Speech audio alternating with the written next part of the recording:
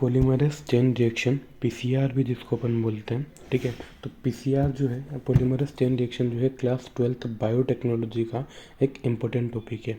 Board में बहुत सी बार इससे क्वेश्चन आए हैं, तो इसको समझते हैं बहुत शॉर्ट में। PCR that is polymerase chain reaction. Polymerase chain reaction class 12th biology का अपने पास टॉपिक है। Biotechnology principle and processes chapter से ये टॉपिक अपन ने उठाया है। पीसीआर या फिर पॉलीमरेज चेन रिएक्शन होता क्या है? तो पीसीआर बेसिकली एक लेबोरेटरी टेक्निक है, या फिर इसको इन विट्रो टेक्निक भी बोलते हैं। इन विट्रो मतलब कि जो लिविंग सेल के बाहर होता है उसको बोलते हैं इन विट्रो। तो एक लेबोरेटरी टेक्निक है used to amplify a specific DNA segment. एक डीएनए सेगमेंट को एम्पलीफाई करने के लिए, एम्पलीफाई करने का मतलब होता है उसकी मल्टीपल कॉपीज बनाना।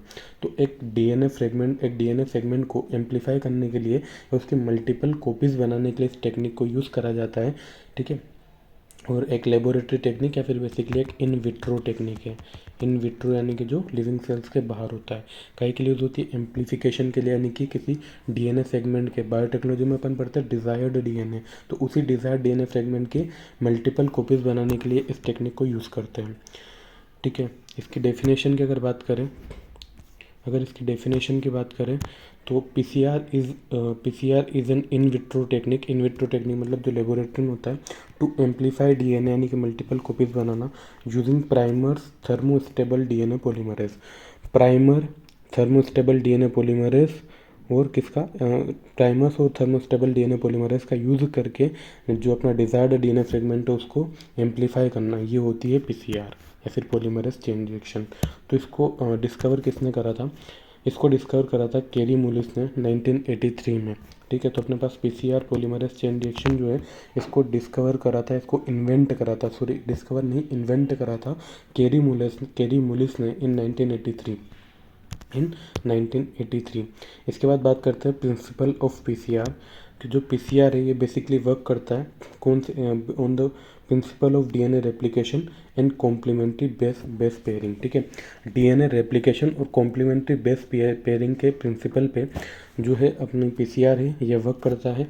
ये दोनों चीज़ें अपन ने पढ़ी हुई है जेनेटिक्स में, दोनों ही चीज़ें पढ़ी हुई है मोलिकुलर बेसिस ऑफ इनहेरिटेंस में, जहाँ पे अपन ने डीएनए रेप्लिकेशन और कॉम्प्लीमेंट्री बेस पेयरिंग दोनों ही पढ़ी हुई है। ये दोनों प्रिंसिपल है किसके? पीसीआर के। अब रिक्वायरमेंट की अगर मैं बात करूँ कि पीसीआर में अपन को किन किन चीज़ों की रिक्वायरमेंट होती है, तो एक तो अपन को चाहिए टेम्पलेट डीएनए।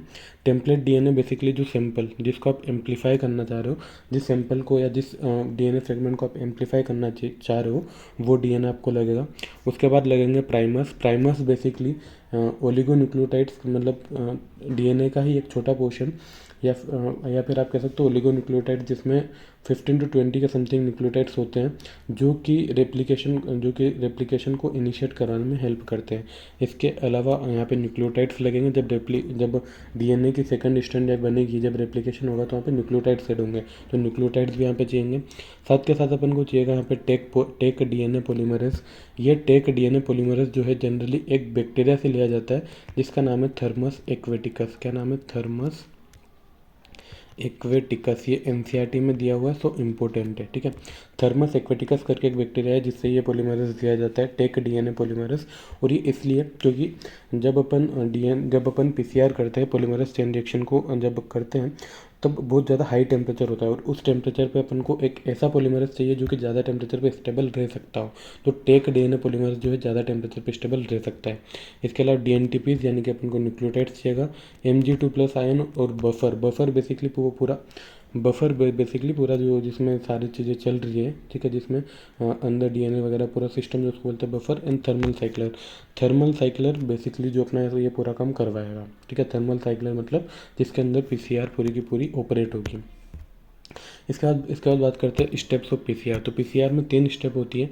सबसे पहले denaturation, then annealing and then extension. ये 3 प्रोसेस जो है अपन पॉलीमरेज चेन रिएक्शन के अंदर पढ़ते हैं, तो वन बाय वन इनको देखते हैं। डीनेचुरेशन में अपन क्या करते हैं? डीनेचुरेशन में अपन जो अपना टेम्पलेट डीएनए वो अभी डबल स्टैंडर्ड है, ठीक है। डबल स्टैंडर्ड मतलब उसमें 2 स्टैंड है, तो उसको डबल स्टैंडर्ड से सिंगल स्टैंडर्ड करते हैं। इस प्रोसेस को बोलते हैं डीनेचुरेशन। देन एनिलिंग होता है एडिशन ऑफ प्राइमर। जब अपन उसमें प्राइमर्स ऐड करते हैं सिंगल स्टैंड पर, जब प्राइमर ऐड करते हैं रेप्लिकेशन के लिए, तो उसको बोलते हैं एनिलिंग। एंड देन एक्सटेंशन होता है प्राइमर ऐड होने के बाद जब रेप्लिकेशन होता है, न्यूक्लियोटाइड्स ऐड होकर सेकंड स्ट्रैंड या फिर जो अपनी कोडिंग स्ट्रैंड जब वो बनती है उसको बोलते हैं एक्सटेंशन। वन बाय वन समझते हैं। सबसे पहले बात करोगे डीनेचुरेशन की, तो डीनेचुरेशन में क्या होता है, ये अपना जो डीएनए टेम्पलेट है जो कि अभी डबल स्टैंडर्ड है, ठीक है, इसको 94 से 95 टू 95 डिग्री सेल्सियस पे इसको ऑपरेट करते हैं, इसको ट्रीट करते हैं, तो ये क्या सिंगल स्टैंड में कन्वर्ट हो जाता है। ये एक स्टैंड और ये एक स्टैंड अलग अलग स्टैंड में जो है ये सेपरेट हो जाता है, इसी को बोलते हैं डीनेचुरेशन। डीनेचुरेशन के बाद अगर मैं बात करूँ एनीलिंग की, तो एनीलिंग में क्या होता है, मान लो ये अपनी एक स्टैंड है और ये अपनी एक स्टैंड है 5 dash to 3 dash, 3 dash to 5 dash, तो इसमें जब प्राइमर ऐड करते हैं, प्राइमर जब इसमें ऐड करेंगे, प्राइमर ऐड करते क्यों है, प्राइमर ऐड करते हैं अपन ताकि अपन आगे रेप्लिकेशन कर सके पूरी, ठीक है, तो उसके लिए अपन को प्राइमर लगता है। तो प्राइमर ऐड करने के जो प्रोसेस इसको बोलते हैं एनीलिंग।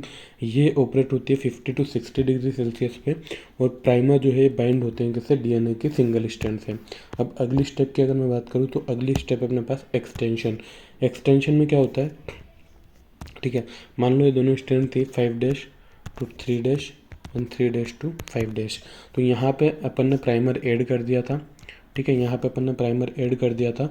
अब यहाँ पे क्या होगा कि अपन एक पॉलीमरेज का यहाँ पे यूज़ करेंगे जो कि है डीएनए टेक पॉलीमरेज। कौन सा, टेक पॉलीमरेज, जो कि थर्मस एक्वेटिकस करके एक बैक्टीरिया है उससे लिया जाता है ताकि ज़्यादा टेम्परेचर पे जो है ये स्टेबल रह सके। और एक्सटेंशन होता है 72 डिग्री सेल्सियस पे, और इस पॉलीमरेज एंजाइम की हेल्प से यहाँ पे पॉलीमराइजेशन होगा, और इसके बाद जो है यहाँ पे पूरा पूरा आगे न्यूक्लियोटाइड्स जुड़ते जाएंगे, और जब पूरी ये प्रोसेस पूरी कंप्लीट हो जाएगी, जब यहाँ पे न्यूक्लियोटाइड जुड़ जाएंगे तो अपने पास दो सेपरेट मतलब एक डीएनए, जब एक डीएनए का टेम्पलेट लिया था, एक मॉलिक्यूल लेता हूँ, जब वो साइकिल से पास आउट हुआ तो दो मॉलिक्यूल बन गए, तो ये पूरा एक्सटेंशन। तो तीन प्रोसेस अपन ने पढ़ी, सबसे पहले denaturation, then annealing and then extension. ये तीन साइकिल अपन को देखने को मिलती है किसमें, पीसीआर में, ठीक है, ये तीन साइकिल अपन को देखने को मिलती है पीसीआर में। और एनसीईआरटी में एक बात और लिखी हुई है कि जब ये तीनों इसके स्टेजेस है, एक साइकिल जब पूरी कंप्लीट होगी तो उसमें तीन स्टेप होगी, पहला denaturation, then annealing and then extension. और जब ऐसी ही 30 साइकिल कंप्लीट होती है, जब ऐसी ही 30 साइकिल कंप्लीट हो जाती है, जब ऐसी ही 30 साइकिल कंप्लीट हो जाती है तो जो डीएनए है वो अप्रोक्सीमेटली 1 बिलियन टाइम एम्पलीफाइड हो जाता है।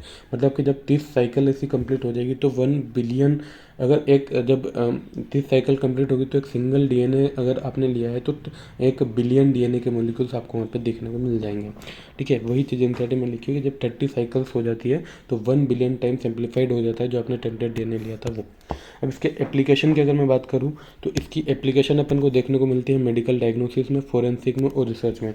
मेडिकल डायग्नोसिस में कैसे, कोई भी डिजीज़ है, मान लो कोविड-19 का अपन ने बहुत सुना था, कोविड-19 या कोई भी डिजीज़ है, जब इन्फेक्शन हो चुका है बट इन्फेक्शन अभी बहुत छोटे लेवल पे है तो अपन उसको डिटेक्ट नहीं कर सकते हैं, तो पीसीआर की हेल्प से अब जो इन्फेक्टेड सेल्स है, जो इन्फेक्टेड सेल्स उसको अपन लेते हैं, ठीक है, पीसीआर में उसको ऑपरेट करवाते हैं, और जब उनके नंबर्स बढ़ जाते हैं, जब उनके नंबर्स बढ़ जाते हैं, बेसिकली कोरोना में क्या था, कोरोना वायरस तक को वायरस क्या होता है, वायरस में बेसिकली डीएनए का फ्रेगमेंट और वायरल कोड उसके ऊपर होता है, बट जब वो बहुत कम अमाउंट में प्रेजेंट होता है तो उसको डिटेक्ट नहीं कर सकते।